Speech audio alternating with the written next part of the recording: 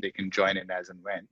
So it's absolutely our privilege to host you this evening, Rana. I mean, you're a good friend and supporter, and it's our privilege to do that. So I want to quickly introduce him properly. So Rana Sarkar was appointed by Prime Minister Justin Trudeau as Canada's Consul General in San Francisco in the Silicon Valley in 2017, with the primary intention of focusing on Canada's tech diplomacy as well as growth agenda. He also sits on Canada's NAFTA Advisory Council, and previously Rana was a co-founder, investor, and advisor in Asia, Europe, as well as in North America, most recently as the National Director of High Growth Markets for KPMG. He was also the founding co-chairman of the advisory board of the Munk School of Global Affairs and Public Policy, the University of Toronto, where he remains a senior fellow. So Rana, welcome. And again, it's our privilege to host you this evening. Thank you very much. It's a terrific honor to be with you. So Rana, I'm just going to dive right into it. And so, there's a lot of talk about Canada being a destination for entrepreneurs. And, me having, been president of Thai Silicon Valley for the last couple of years, increasingly, it's becoming the preferred destination because of its proximity to Silicon Valley, as well as, it's North America. And so I'd like to understand from your perspective, what is it you're seeing, or what is it you guys are doing, which is making it such an attractive destination for entrepreneurs?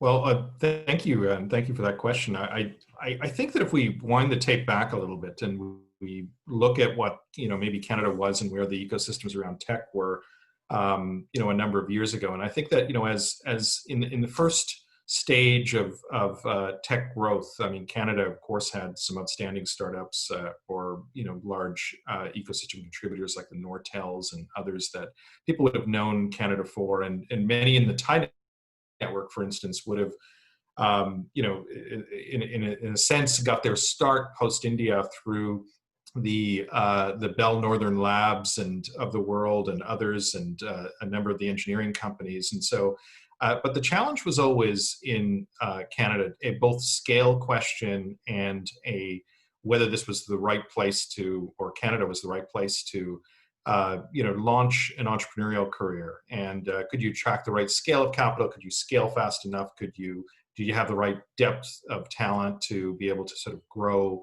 management teams to take a company beyond, say, to the 100 million to $1 billion mark, and that was always the kind of challenge in Canada. It was always a commercialization and commercial scale, sort of global scale, sort of challenge.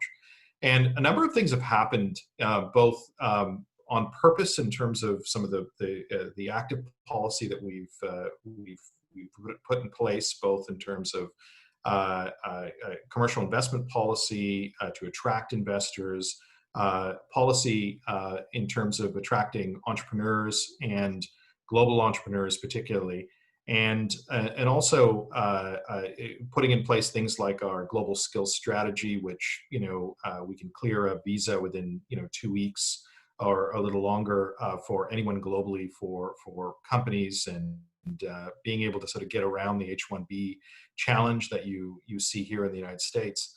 And so as a result, Canada started to grow critical mass. And I think that, the Shopify effect is the one that I'd sort of really draw attention to in that instance, where, you see a company like Shopify, which becomes the ecosystem champion in a place like Ottawa, but also sort of, vibrates out to Montreal and Toronto and really pulls it together. We've also had the extraordinary success of really interesting university clusters that were able to scale with companies. The University of Waterloo, for instance, that a number of folks are familiar with, and the great co-op program at the University of Waterloo has had for many decades now, that has always been integral into the growth of tech down here. And now it's spinning off companies and at great pace in Canada. Increasingly, we came to power when the Trudeau government came to power 5 years ago. We had a very strong focus on trying to grow very intentionally, growth scale companies. And so Shopify is one of the emblematic sort of success stories, but there's 100 Shopifys behind that. It's created a kind of critical mass of companies and a critical mass of the ecosystem, which has really sort of brought things to scale properly. And so that's attracted talent, and it's attracted what I would say is the loose talent, the folks that needed the second job or the opportunity if the thing didn't work out that they were really going after, they would be able to sort of work elsewhere within the ecosystem.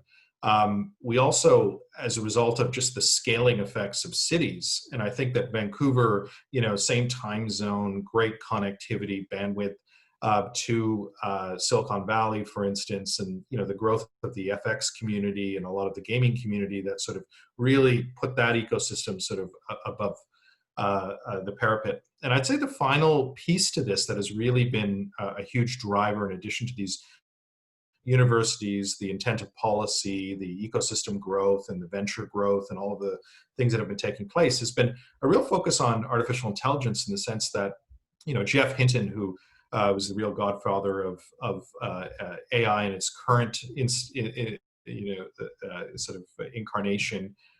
Jeff, and now is centered around, is University of Toronto based, but centered around the Vector Institute. There is another group that is parallel to Jeff, some of Jeff's students under Yoshua Bengio, who are now sort of embedded into Montreal and sort of really growing. And virtually every major tech company in the Valley has some of the DNA of their AI presence that came from those two ecosystems. And so all of that combined has led to a kind of an enormous platform effect for Canada right now. And let's face it, I mean, I think that the global context that we're living in right now, just in terms of mobility, in terms of where you'd like to move, I mean, the sun didn't rise on September 9th this year in California. 5 of the 6 largest fires in California history are burning right now.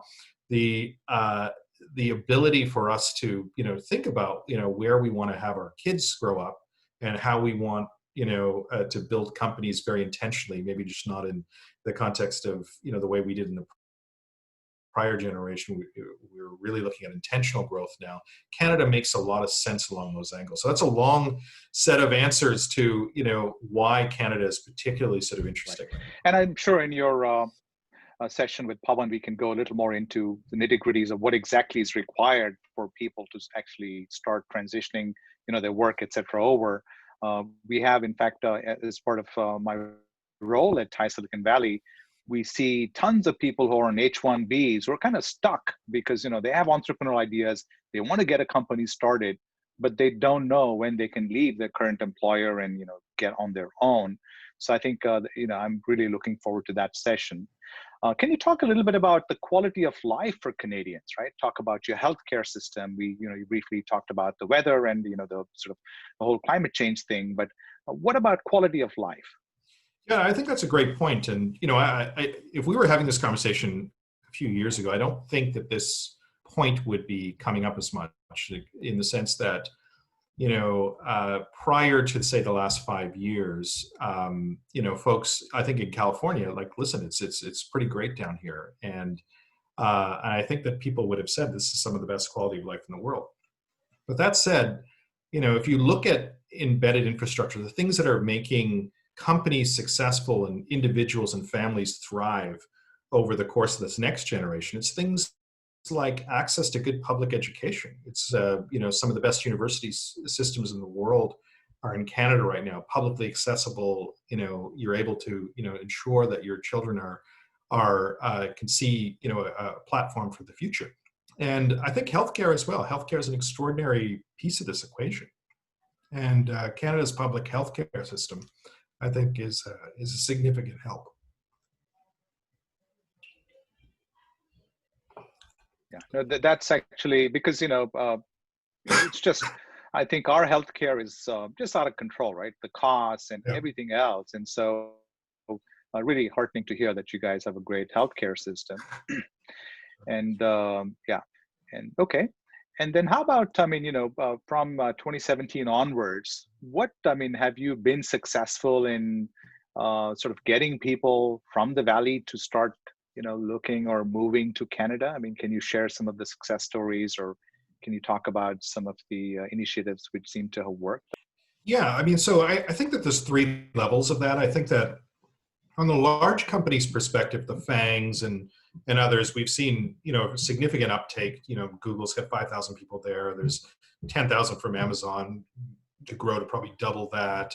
Netflix, the Facebooks, all of the usual suspect list. We've seen a significant growth in, their presence in Canada all around, but it's not a dominant presence in the sense that, the real energy of the place comes from, the real startup community and sort of SME tech in many ways. And so that's the balance in Canada is not overly FANG driven, which is great in terms of, cost basis. And, if you look at that great chart in terms of full stack engineers, the cost and cost of living, Canada is certainly sort of some of the lowest cost, highest quality engineers out there, sort of, north of 70 grand US, and it's about double that in Silicon Valley right now. And so that's been a significant attractor. And so we've seen, of the next generation of companies, we've seen a whole host of them, come north to Canada to open up. At first it was,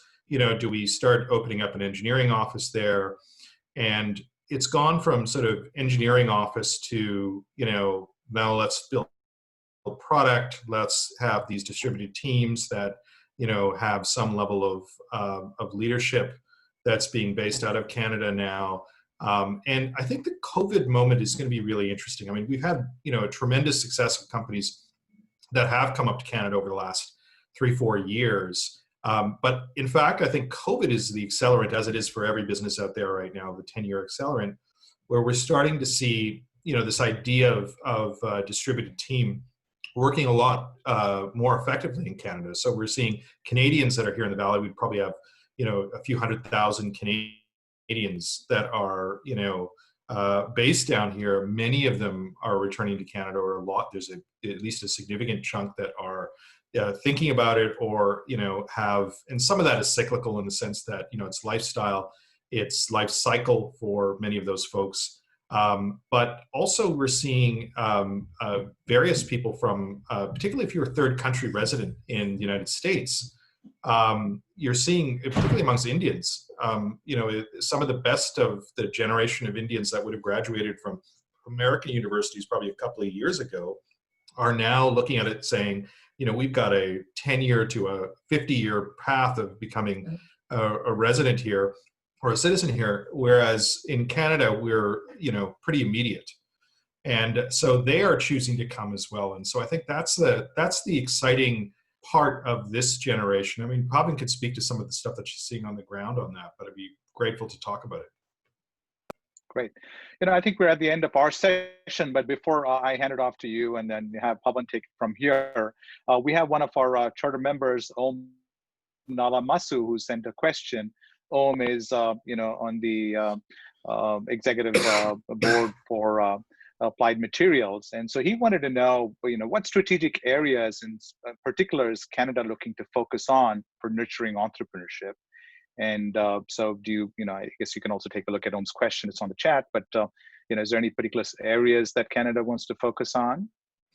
So I think that, it's across the board, of course, but I think that if you look at where the strengths are, in Canada historically, of course, it's, that resources and the natural resource space, which is in Canada. So as a result, advanced manufacturing is, of course, of interest.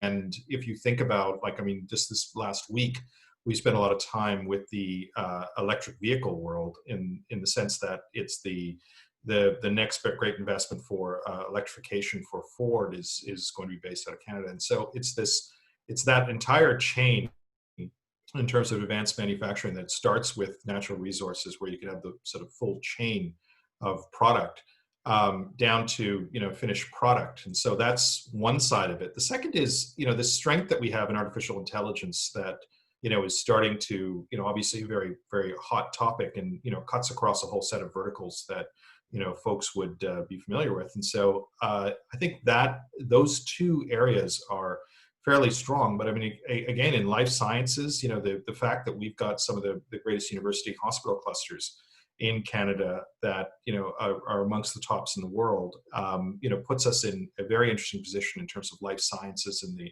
sort of entrepreneurship that is coming out of the life sciences world. And so there's a variety of things. And of course, it's not a unified, sort of area. There are a number of provinces, obviously. And so each has its own specialization. If you were to, speak to people in Saskatchewan, for instance, and, in some universities in Ontario, agriculture in the sort of world of new food has become sort of extremely hot topic area globally. So those are just some of them, but happy to speak offline with anyone who's got a particular interest. Great. So I think, what we'll do is we'll continue to sort of promote your interest, Rana, and I will also connect Om to you directly. I mean, he is on the board of Applied Materials, so a very, very senior exec. And, perhaps, you guys can do something together, for sure. Yeah, go ahead. BJ, just one other point on this. And I know that, there are folks here from, obviously Thai Charter members who are influential across a variety of different vertices, both as investors, but also as entrepreneurs and, even as individuals just coming. And one of the things I would say is that one of the great unique opportunities for Canada is that if you're sitting on a board right now, or you're sitting on a venture fund and you're thinking about, advice to give to companies right now that are looking at the sort of next growth vector. And, one of them is just to say, you should, if you're looking at global expansion, you're looking at distributed team, is to think about Canada right now and sort of put that into your growth plan going into 2021. And I think there's a lot of smart thinking that goes into that, and happy to get into that in going forward. I just wanted to use this opportunity to sort of promote that idea for a lot of folks as well. Sure. And before I sign off on my session, one other thing I wanted to see if you could talk a little bit about is the whole Canadian R&D credit. So, can you talk a little bit about that? Sure.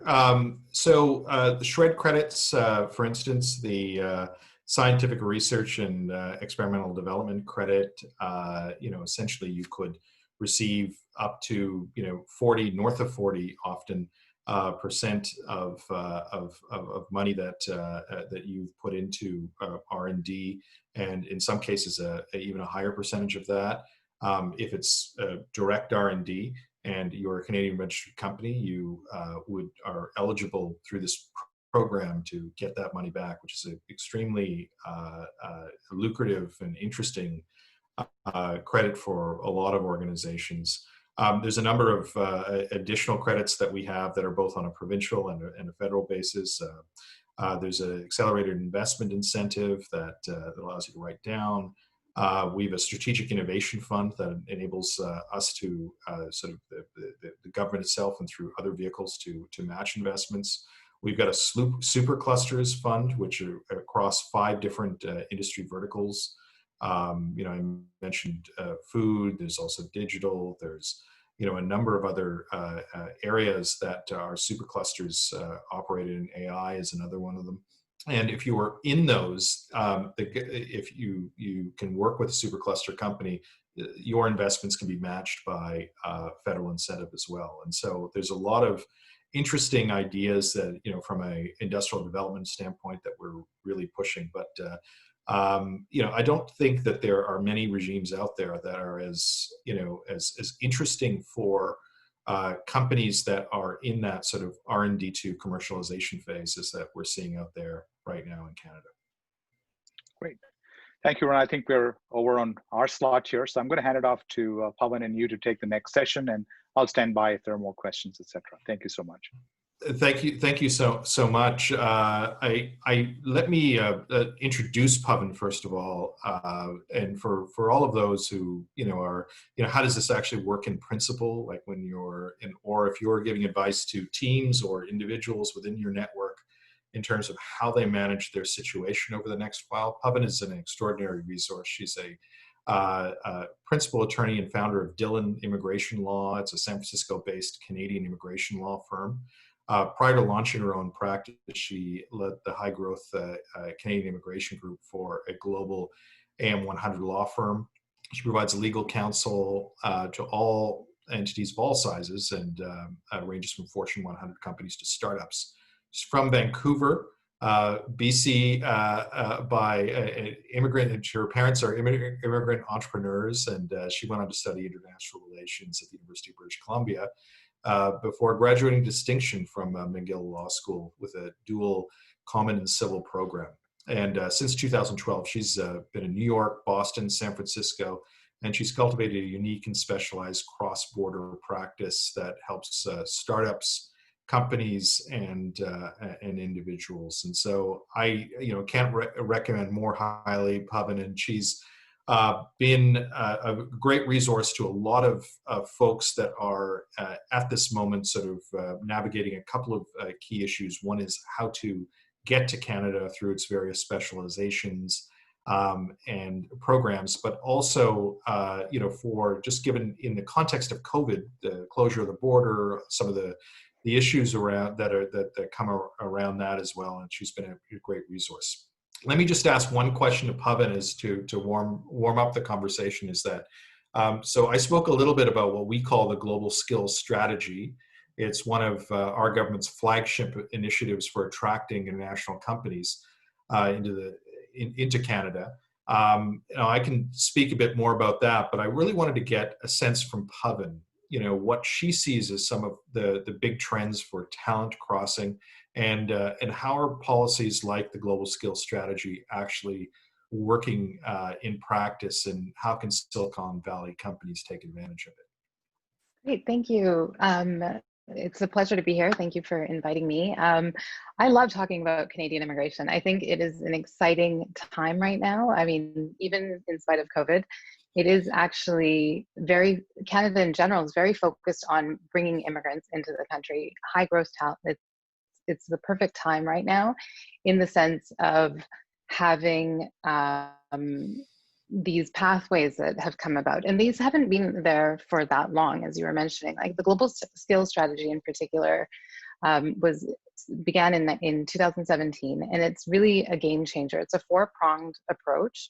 It is a short-term. It is for work permits, and that's important. An important distinction. One of the questions I always get is, how do I immigrate through the Global Skills Strategy? But it's actually a short-term work permit strategy. So it's four-pronged approach, and basically what you're looking at are short-term work permit exemptions. So for short-term entry, if you need somebody to come in quickly, this is the fastest way to get them in. There's a dedicated service channel, which I think is an extraordinary measure.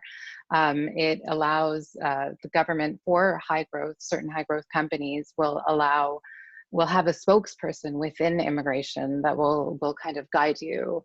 They can't necessarily provide advice, but it is a really helpful resource, especially in this phase, especially when you're moving into Canada. It's like the perfect time to speak to somebody about the strategic considerations, and that's a really good opportunity that the government's presented. I always get a great reaction to that one as well. But the real game changers was the global talent stream. And prior to this, we didn't really have in Canada a fast track option. And this is really designed for IT professionals specifically. And what it does is it allows you to bring in several IT professionals, from senior managers to junior software engineers, for instance. And it takes about 2 weeks at the first stage, and that's an approval through ESDC, Service Canada. And then the second stage is the fourth prong of the Global Skills Strategy, which is 2-week processing at the consulate. Prior to that, I can tell you it was not 2 weeks. It was probably ever close to 4 months. So this was an incredible initiative. So I would say definitely a game changer from that perspective. It's helped a lot of companies in a very fast, streamlined manner. Fantastic. And I know that, we've been working really hard on getting this single window approach to particularly sort of tech talented folks. And one of the things that people ask me a lot about out here in the Valley is the startup visa, and particularly a lot of entrepreneurs. And I understand that you've helped a lot of entrepreneurs obtain a startup visa, and just wanted to get your assessment of how you see that program running, and how does that work for entrepreneurs? Sure. So the startup visa is a permanent resident program. So this one does have a work permit component, but really it is about permanently residing in Canada and starting and launching a business. So it's interesting because it's also a relatively new program. It's been around for a few years now, but it isn't as highly utilized as you would think. And I think the reason for that is really just getting the word out there. So I'm glad that we're discussing this today, because I think that the way that it works is that the idea itself, the business needs to have, there's 3 different streams. The first is through a venture capitalist firm. The second is support from a VC, support from an angel investor, or a business incubator. And each one of those designated entities, there's a list that's available for each one of those streams, and they need to believe in your business, essentially. And so you would pitch not to the government, but to these entities. And these entities would then provide you with either a letter of support or a commitment certificate that would form the basis of the immigration application. So from an immigration standpoint, it's not so much as convincing Immigration Canada that your business idea is going to be successful. It's more just about convincing these entities that they should either invest in you in terms of a monetary investment, such as the VCs, which require a $200,000 investment, or the angel investors, which require a $75,000 investment, or the business incubators, which have you complete either a program in Canada that will help launch your business and get you well acquainted with the Canadian ecosystem, and it's depending on the province that you're in. Beyond that, that's the initial stage to get into the program. The second, what we look at are really the business eligibility requirements, and those will really, it needs to be a business that becomes up and running in Canada by the time you become a permanent resident. And you would do that by also obtaining a work permit in between that would allow you to fast track and get into Canada rather quickly. So it's around 12 to 15 months in terms of processing time for the permanent resident application, but the work permit can be relatively quickly completed relatively quickly as well. And I just wanted to, follow up on this question for a lot of H-1B holders and other folks. And I'm sure you see a lot of that traffic come across your desk of people looking for solutions around that. I don't know if you can speak a bit to that. And I noticed that somebody else, in the chat had mentioned just a bigger question about how do you establish a subsidiary in Canada and to immediately get a few permanent resident visas organized? Can you speak a little bit about what the practical application of that process is? Yeah, sure. So I would say, I think it really depends on if you have an existing entity or if you're starting a new entity. So if you are launching a subsidiary in Canada, or if you want to use the global talent stream, again, these are work permit applications to come into the country, then you really need to be able to provide legitimacy about the business plan. So the business plan isn't really part of the application, but it's really important to be able to explain to an officer either at the consulate in writing or at the port of entry, depending on whether you can apply there or not based on your citizenship. And so it's really important to understand that that is a really big part of it. Once you've figured that part out and you're able to explain, it's fairly fast, I would say. For once you set up an entity in Canada, and that's going to depend on a number of different factors. I'm not a corporate lawyer, so I won't be able to give you any of the specifics, but I can tell you that my clients have not had any difficulty in terms of setting up a business relatively quickly. And in terms of, I think, 3 to 5 days, it would be the longest that I've heard, really. So it's very quick to set it up. But once you set it up, at that point, you're looking at a lot of doors opening in terms of avenues of both temporary residence and permanent residence. So work permit options increase significantly once you have an entity in Canada.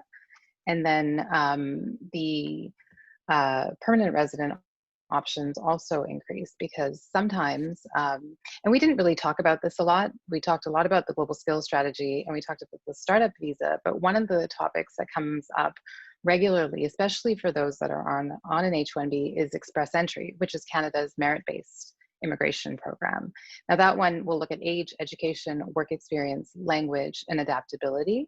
What's really interesting about that, and Canada is one of the few countries in the world where you can become a permanent resident in 6 to 8 months pre-COVID. And what you're looking at that stage is immigrating without even having a job offer necessarily in the country. But if you have a job offer, that will increase your chances. And that's why it's an excellent long-term option. We will often pair a global talent stream application with express entry to get somebody into Canada relatively quickly, unless within a month or so, and then have them permanently immigrate and obtain their permanent residence in 6 to 8 months. And then citizenship is 3 out of 5 years. So in terms of long-term strategy, one of the things that I'm seeing a lot of from my corporate clients is really this, it's really using Canada's immigration as a talent acquisition tool. So now you're bringing in high-skilled talent, and it's rapid and it's quick, and there's this promise of permanent residence relatively quickly compared to the United States. I think that's a super important point. I think that, amongst the folks on this call, no doubt, and through some of their contacts, I think that idea of pathway to permanent residency and citizenship fairly fast is a very interesting point. And I know that COVID dynamics certainly, are likely slowing the process slightly, but I know just speaking to our Minister of Immigration and others and whatnot, is that we're committed to ensuring that this pathway, particularly for high talent folks, is certainly opened and continued to just given the context and the times that we're in. It's such an enormous priority for us to create this pool of talent and to get Canada to critical mass in terms of tech talent as soon as possible. And for those, one more question, just last question for you, Pavan, is just around this issue of how do folks who maybe have established business or they're established investors down here who are looking at, becoming Canadian for a variety of reasons. Could be, personal reasons. It could be, things that they're looking at with their family or their businesses. Can you just speak just briefly on that on that pathway? Sure. So the entrepreneur pathway, this one is really dependent upon the individual and the individual applicant's profile, because we look often at whether there's an entity in Canada that they can transfer to. We look at age, and the reason we look at age is because of express entry. So usually if we have an experienced entrepreneur, we will still potentially use express entry, and that's usually the first analysis that we will do, is to make sure that's not the easiest option, because as I mentioned, you don't really need an investment and you don't need necessarily a job offer.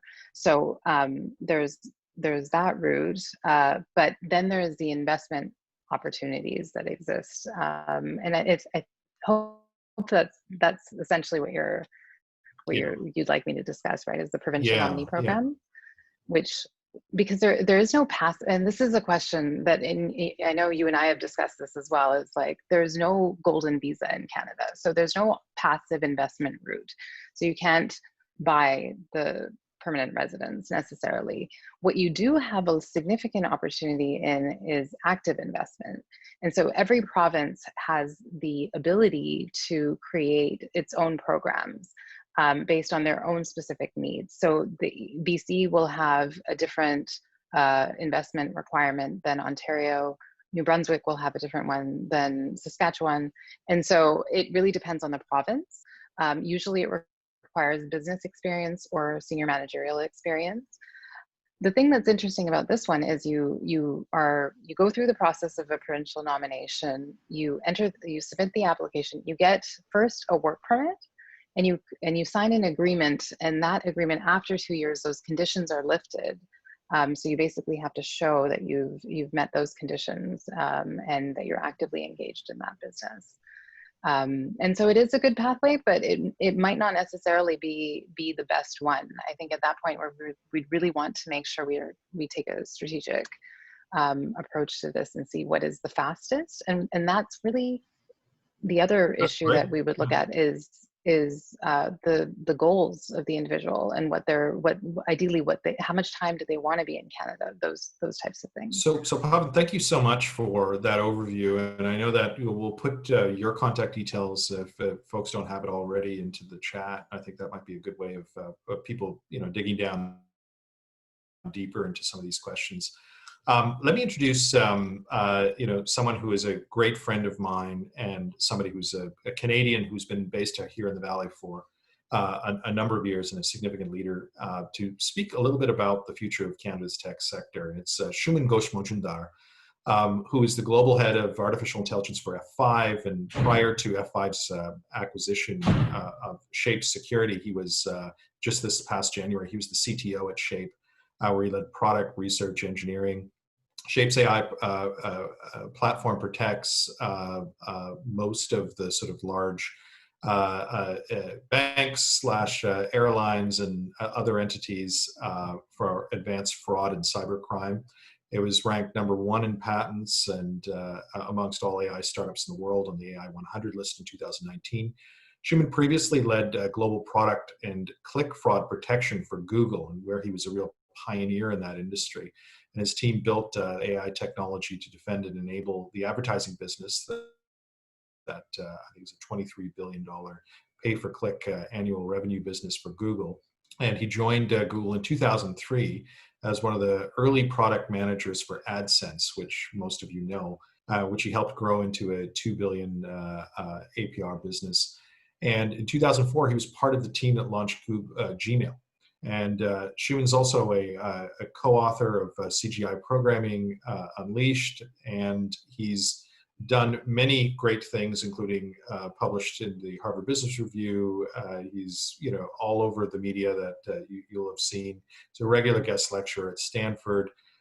He is a BSc in Computer Science from the University of Western Ontario, and where he was a President Scholar, and an MBA from MIT Sloan. And on the 150th anniversary of MIT, the Boston Globe named him as one of the MIT's 150 list of the top innovators of all time for MIT. So that's huge. And he's also a Canadian, which I'm very grateful for, and for his advice. And I just wanted to, bring Shuman into the conversation to say, Shuman, what do you see as the major trends for the tech sector in Canada? Well, first of all, thanks so much for the kind introduction, Rana, and I'm really excited to be here and part of this event. My wife, who is not Canadian, actually helped start the Thai chapter in Colorado. So Thai is very well known to our family, and I think that this is a great forum to discuss how to be able to expand entrepreneurial efforts in general. So I came out to Silicon Valley for the very first time when I was in high school. And I had read an article about how to succeed in the technology industry. And it was specifically about how to succeed in the Mac industry. And it was an article from a person that many of you might know, Guy Kawasaki. And he was the first technical evangelist for Apple, and really one of the earliest in the industry. And he said, step #1 was move to Cupertino. And I was really kind of crestfallen when I read that, because of course I lived in London, Ontario at the time. I came out to Silicon Valley to visit, and I thought, this is an amazing place. I would love to live here at some point in my life. And many years later, that's how my life worked out. But in retrospect, and comparing that to the current circumstance of the world, I realized that none of that is really true anymore. And this is something that creates an incredible opportunity for Canada in particular. I think that growing up in Canada, I always appreciated the strength of our educational system. I appreciated the ability to learn about technology and to be able to find peers. You were talking earlier about the great strength of the University of Waterloo in computer science. We have a number of very strong computer science and technology and engineering programs throughout Canada. They might not necessarily have the same research budget as some of the very largest US institutions, but they do have significant groundbreaking research going on. And I think what's even more important is that the quality of the education that's produced is extremely strong and consistent. And this is one of the reasons that we see so many Canadians and, I would say very successful Canadians in places like Silicon Valley. In the early days of Google, we saw many Canadians that were part of Google's story. And so I think the way that the world has now changed because of the internet, because of COVID as well, it really doesn't matter as much where you're located. It certainly doesn't matter for a software company, and it certainly doesn't matter in terms of being able to create services, which are very much the way that technology is delivered to people around the world.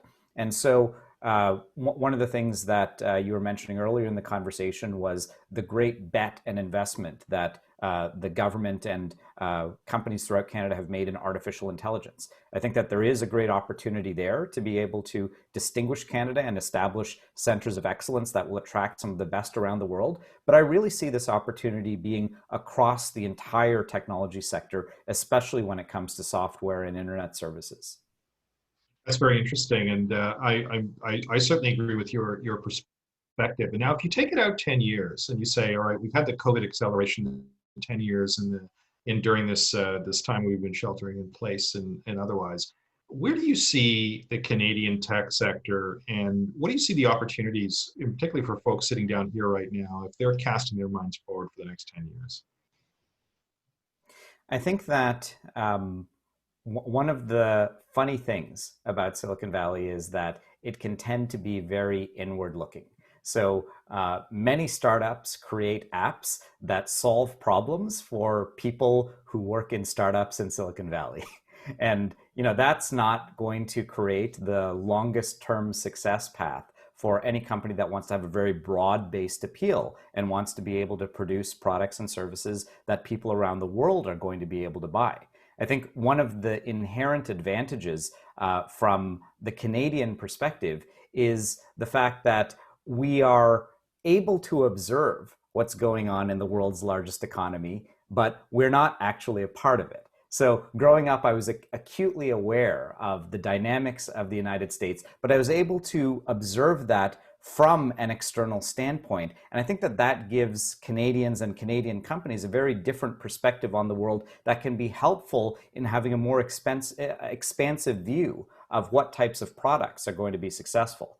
I think that internet services in general are one of these key growth areas. So even when we're talking about artificial intelligence, or we're talking about companies like Shopify that provide services for other companies around the world, if we can deliver those in the context of internet services, particularly where you can leverage the power of data, which is going through applications that people are interacting with, I think that that represents an incredible opportunity for someone to realize that there's a market need and then scale that very effectively. And again, it doesn't matter where in the world you are, but if you're located in a place like Canada that is able to amass a group of colleagues who can work together with a very strong perspective on how very large economies work, then I think that that's a great way to be able to place your bets in terms of what's going to scale.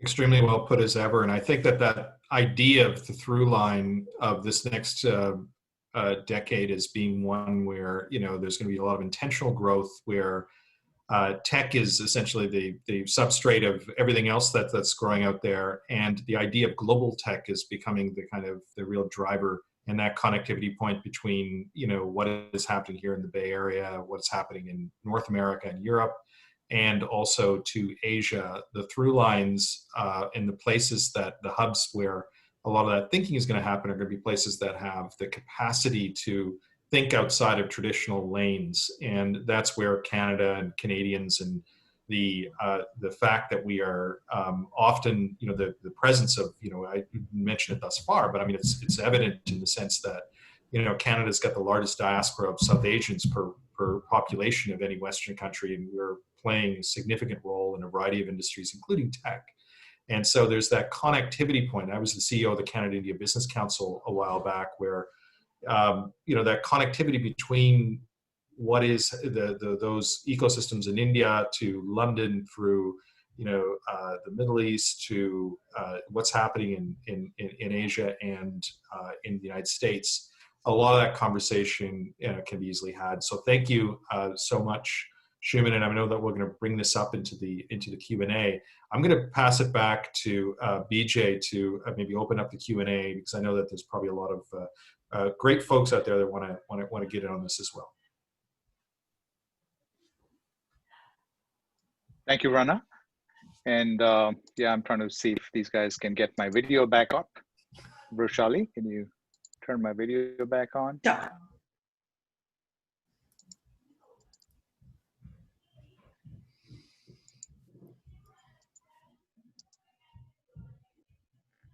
All right, I am back. Okay, yes, so thank you so much. This is actually most informative, and we've all been taking notes furiously. So yeah, at this point, I would like to open this up to all of our charter members who are on this call. I know many of you have questions around either relocating your companies or having teams be based out of Canada, etc.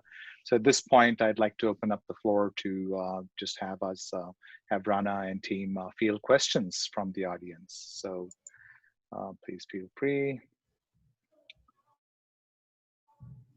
And Roshali, how is this working? Do they have to chat, sort of send their stuff in the Q&A? Yes, or, that's how they can send us their questions. Okay, let's see. We have one from Stuart. It says, go ahead. No, go ahead. Sorry. No, I was just sort of reading out the question, but says, is there any collaboration between Thai Silicon Valley investors and Thai chapters in Canada, for example, to share deal flow, etc.?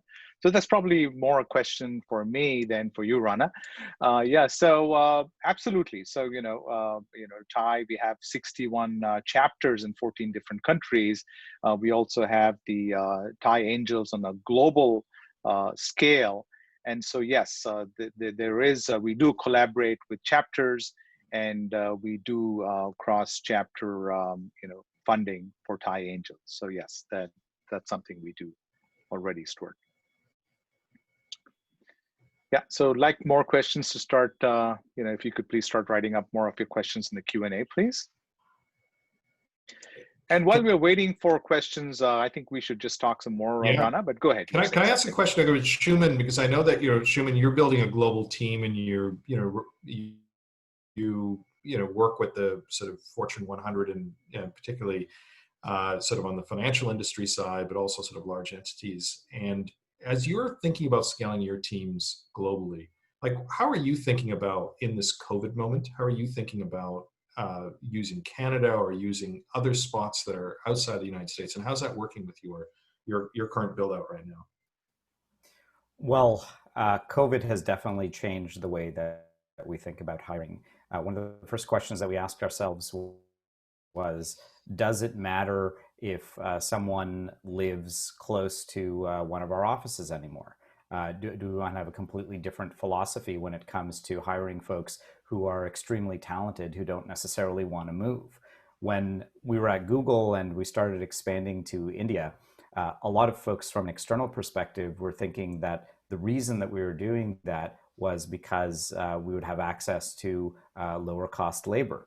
In fact, in places like Bangalore, salaries can actually be pretty high. The reason that we were expanding to India was because there were incredibly talented engineers, in particular in India, that didn't want to leave India. That, the entire circumstance of the world had started to shift at that point. And now it's even more the case. There are people all around the world that are extremely talented, that don't want to have to uproot themselves and their family just for their job, which, they might change a few years down the road. It's a lot easier to choose where you want to live and then be able to take advantage of technology to be able to figure out your working situation. And I think going into COVID, most organizations had a really trepidatious attitude about remote working.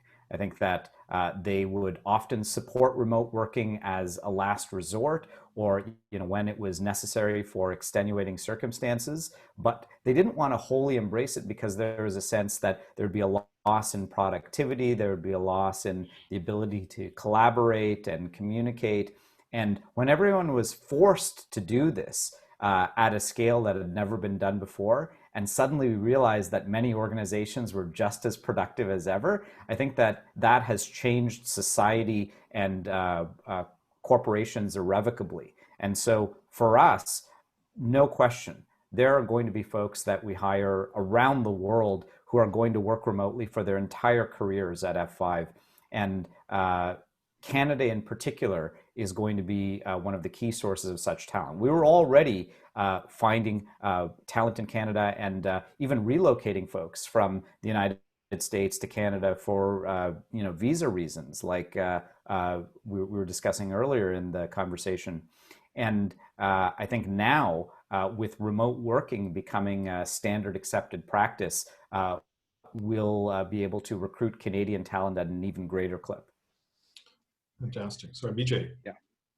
So I think this is a question which both Sangam and AGK have asked, and that's really, how easy is it to work with Canadian universities to take advantage of their research and work with them on whatever they may be working on? So can you talk a little bit about collaboration between entrepreneurs and universities?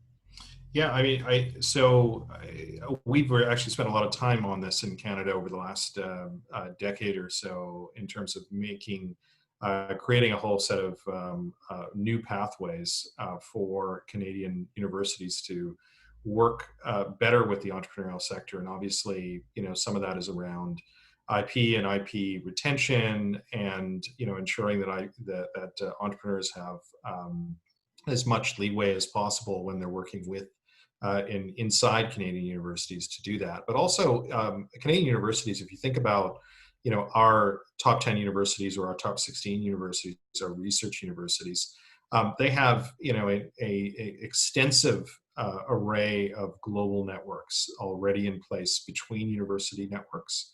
And for entrepreneurs to be able to sort of tap into that, we've got a number of bespoke programs that are actually designed to sort of help university academics embed within companies themselves and to do co-research with them. And so happy to share some of that work that's already been done. And the University of Waterloo, I mean, I mentioned it, Shuman's mentioned it, has been doing this extensively, but also the University of Toronto. The federal government is a co-sponsor of this, so you could actually have somebody working within your entity that is affiliated with a Canadian university that is actually paid for by the federal government. So there's a number of very strong programs that are already in place. Great. Next question is from Vijay, and he wants to know if there's a starting point that you guys would recommend for startups that are considering expanding to Canada, specifically around Toronto and Ontario. And also a follow-up question from Vijay is, are there any COVID restrictions affecting that process in the near future? Yeah, I mean, I let Pavan speak to the COVID restriction, but I could speak to the fact that, so what we do, part of our role here, I've got a team that is expressly dedicated to investment attraction into Canada. And so please start with the Canadian consulate. But you could, if you want to go directly, I mean, there's many law firms or, other organizations, or you can go to provincial governments or cities directly. I mean, there's a number of different entry points that get you to the same door, but we're very happy at the federal government level to work with you to get you up to Canada. Pavan, maybe you can speak to the COVID restriction in terms of visiting right now, but hopefully we'll get over that at some stage. Sure, and I'll echo the fact that the consulate and the trade teams have been amazing. My clients have really benefited a lot from that relationship in general, just in terms of the amount of knowledge that they have and resources about specific areas in Canada specifically. So that, but to speak about the COVID restrictions, so since March, things have been quite hectic. I would say that things are really settling down a little bit more now, which is a relief. There was a lot of, I would say, variables in terms of how successful somebody was going to be when they were submitting an application earlier. I feel like there's been a real shift, and it started probably around June or so. And one of the things to understand about the COVID restrictions are that it really depends on where you're applying from rather than country of citizenship. So if you're in the United States, it's deemed an essential purpose if you are entering for work. And for work, I don't mean for business, I mean for working in Canada. So if you were applying for a work permit, that's a significant advantage. And also, if you're in the United States and you're eligible to apply at the port of entry, so those would be visa exempt nationals, they could, for instance, green card holders, they can apply at the port of entry and don't need to apply online. That's not the case for the rest of the world. So there is definitely some benefits. I think this speaks a lot to just how important this relationship is to Canada as well. Now, if you are a visa requiring national, you do have to go through the consulate in order to get the visa stamp in your passport, which means that there is an online processing time. It is more delayed, significantly more delayed, I would say, than earlier, but I would say that it is like slowly coming back to normal, which is great to see. So we're seeing definite movement on that front in terms of processing. Okay. So we have another few more questions. This one's from Sammy, and there's also one from Anna.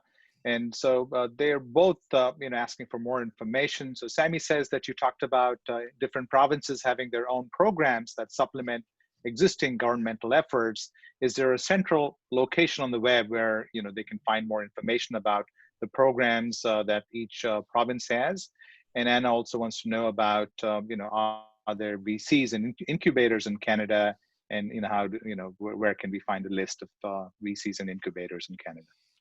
Yeah, no, happy to provide both of those things. In terms of the provincial programming, there's just a terrific amount of it, and maybe we can, if folks wanted to, put their details into the chat, we'll provide some direct response on that. And on VCs and incubators, I mean, I really should have spoke more about that in the sense that one of the great investments that Canada's made, and the ecosystem more organically has developed over the course of the last 10 years, but really the last 5 years, and it's really launched to light speed, has been around the VC ecosystem. And so Canada's also, I mean, the other thing there is that if you're a venture firm globally, I mean, I think most people will they'll recognize that Canadian LPs play a big part of the ecosystem as well. So we've got well over north of $1 trillion of direct investors, and some of the most sophisticated and active direct investors in the world as well. So if you're in the VC world,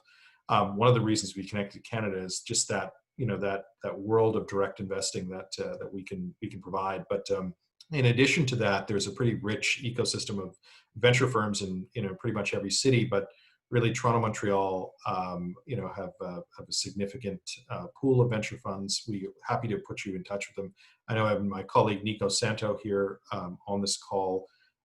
We'll maybe throw Nico's email into the chat, and please email us directly on that. Okay.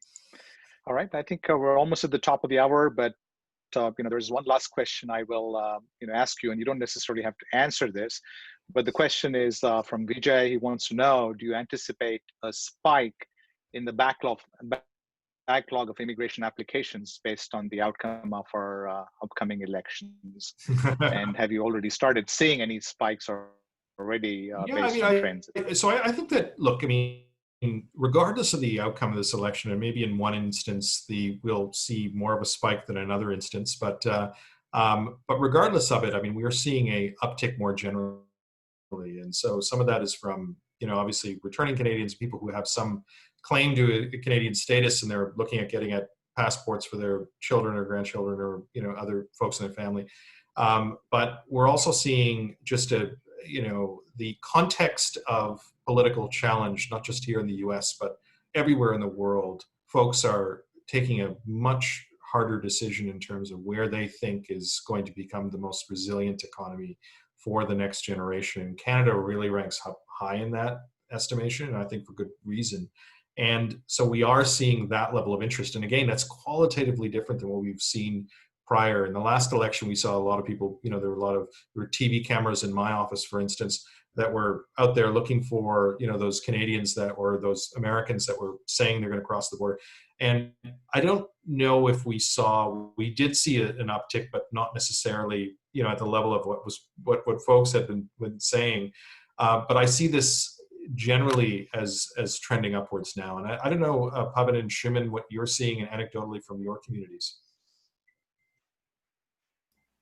Well, I can just tell you that I have a number of Canadian and non-Canadian friends living in Silicon Valley that have said similar things in terms of what their plans are going to be depending on the outcome of the election. And, friends who are Canadian looking at what would it look like to move back to Canada, and their families looking into Canadian citizenship to be able to piggyback on that.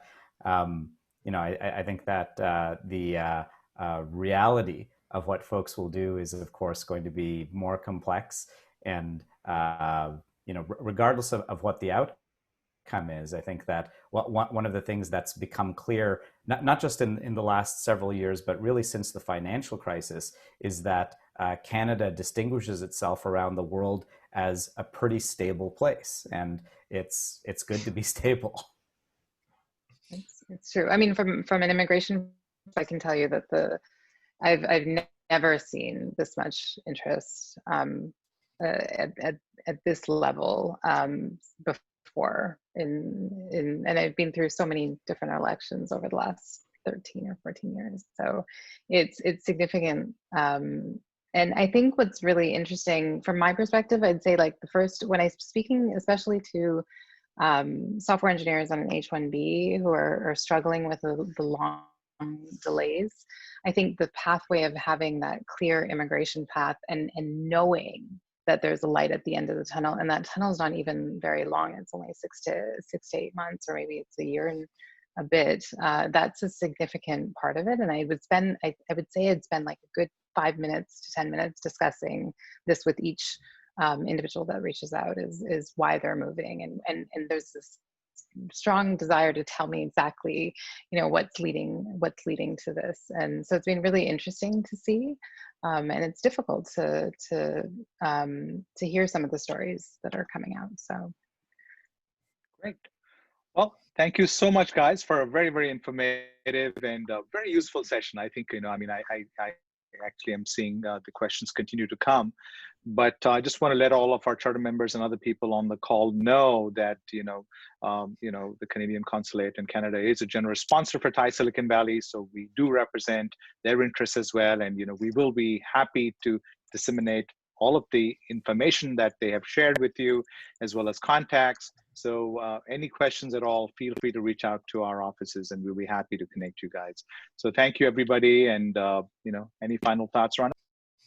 Thank you so much for this opportunity, and thank you to Shuman and Pavan for coming in and adding their wisdom into this. But it's terrific, and always to work with TiE. I think it's such an important organization globally, and you find yourself in a very unique position right now as investors, as leaders, and we look forward to more of your leadership and partnership. Great. I also want our incoming president, AGK, to just say a few words. I just want everybody to get to know AGK. So AGK, just a few words. Thanks, Rana and Pavan, Shuman. It's wonderful to know. I personally, learned a thing or two here, because I've always contemplated having a subsidiary in India, and I think in Canada, because we already have one in India. But it'll be great to explore that. And I'm pretty sure with this immigration crisis, many companies are exploring that option. So thank you very much. I hope many charter members take advantage of your comments and learn from it and try to do something with Canada. Thank you very much, all the CMs. We look forward to having more such events in a very, very engaging manner. Thank you. Thanks. Thanks, guys. thank you.